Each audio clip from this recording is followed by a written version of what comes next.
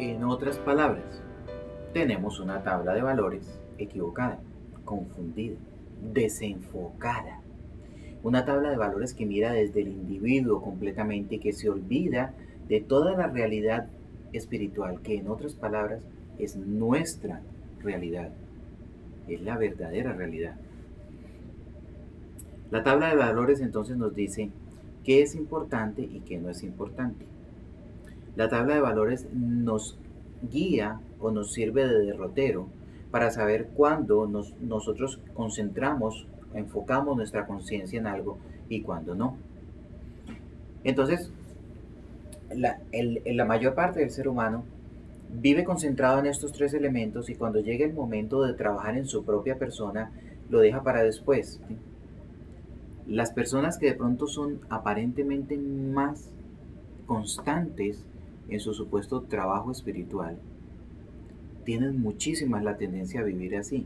Es decir, yo voy al culto, cualquiera que sea el de mi religión, el día que corresponde, cualquiera que sea ese día, a la hora en la que corresponde, y durante ese rato estoy tremendamente concentrado en lo que quiera que sea que se esté haciendo allí, y en cuanto salgo de allí, es como si listo, ok, ya cumplí con mi deber, y ahora déjenme tranquilo porque ahora yo me enfoco en lo que me importa. El resultado es que este tipo de personas viven prácticamente la vida entera sin progresar mayor cosa desde el punto de vista espiritual. De nuevo, ¿qué tiene que ver esto con las crisis? La tabla de valores. Si mi tabla de valores me dice que yo estoy aquí para conseguir satisfacciones para el ego, que yo estoy aquí para conseguir satisfacciones para el individuo, entonces en lo que yo me enfoco es en conseguir una casa más grande, en conseguir un carro más grande, más nuevo, más bonito, más costoso, y me olvido completamente de las cosas que tienen verdadera importancia. La familia, el amor, el trabajo espiritual y tantas otras cosas. El resultado de esta descompensación es que igualmente se descompensan los resultados en nuestra vida.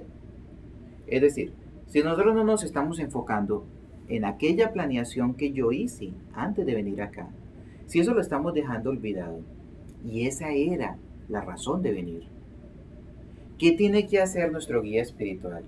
¿Qué tienen que hacer los seres angelicales que le ayudan a nuestro guía espiritual a que nuestra vida efectivamente funcione, a que se cumpla un propósito, a que obtengamos un resultado? ¿Qué le toca hacer?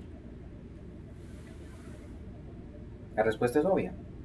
Tiene que comenzar a acomodar circunstancias sanadoras, circunstancias que arreglen el desorden que nosotros hemos introducido en nuestra vida y que le pongan un poco de armonía y que nos enfoquen hacia el camino que nosotros estábamos supuestos a ir.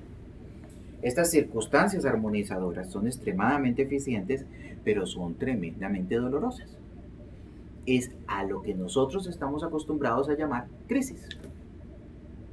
En otras palabras, las crisis son un tremendo regalo de nuestro guía espiritual. Son un tremendo regalo de la vida. Son un tremendo regalo que nos viene del cielo para ayudarnos a nosotros a rearmonizar nuestra vida y a mirar en el sentido correcto, a mirar en el sentido de nuestra felicidad.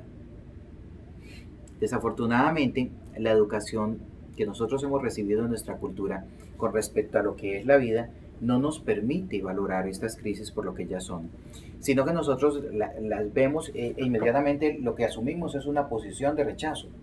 Asumimos una posición de yo no quiero esto y porque a mí me ocurrió esta desgracia, porque a mí, porque a mí, porque a mí. Cuando en realidad si tuviésemos un poquitico más de conciencia, veríamos llegar la supuesta crisis, la recibiríamos porque sabríamos que es esa mano amorosa del Padre que está sanando mi vida, que me está ayudando a cumplir aquello que yo me propuse, el verdadero yo, no el individuo, el verdadero yo, el Hijo de Dios, este ser espiritual completamente.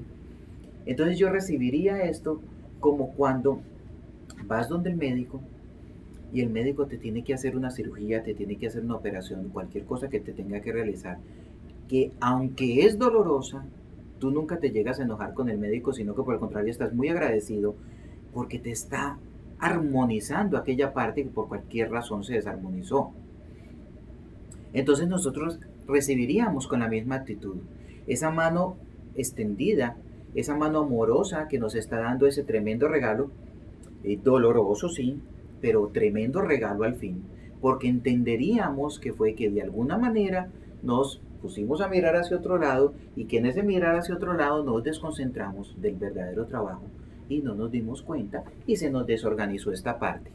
Pero estamos recibiendo un regalo que está viniendo a armonizar esa parte que nosotros desorganizamos. Como nuestra tabla de valores y el esquema de pensamiento o el sistema filosófico en el que la mayoría de las personas viven en esta sociedad no le permite considerar estas cosas, entonces cuando llega ese regalo, lo que la persona cree estar recibiendo es una desgracia.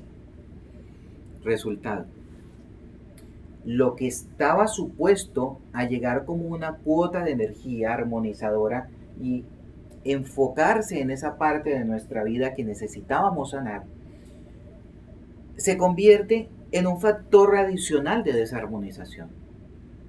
Es decir, llegó el regalo y en lugar de nosotros abrir nuestro corazón, abrir nuestra mente y enfocarnos en encontrar el regalo y en sacar de él lo mejor para nosotros y en redirigir nuestra vida en el sentido correcto y hacia la dirección correcta, en lo que nos enfocamos es en el rechazo y entonces se produce dolor. El dolor tiene ventajas y desventajas. Una de las desventajas es que produce desarmonía. Y cuando hay desarmonía, se desorganizan cosas. Se nos desorganizan los sistemas endocrinos, se nos desorganiza entonces el metabolismo, se nos desorganiza el estado anímico. Como entonces no tenemos el estado anímico apropiado, entonces comenzamos a desorganizar las relaciones. Y como entonces se me desorganizaron las relaciones, entro en más depresión y entonces comienzo a desorganizar más relaciones y comienzo a desorganizar mis patrones de pensamiento y mis patrones de pensamiento empiezan a materializar lo que yo no quiero en mi vida y entonces esto se va volviendo cada vez más difícil. ¿Qué hicimos con ese tremendo regalo? Con ese hermoso regalo que la vida nos trajo, que el Padre directamente puso ahí en nuestro hogar para producir una sanación. Lo convertimos en la causa de un nuevo desorden. ¿Qué hacer entonces?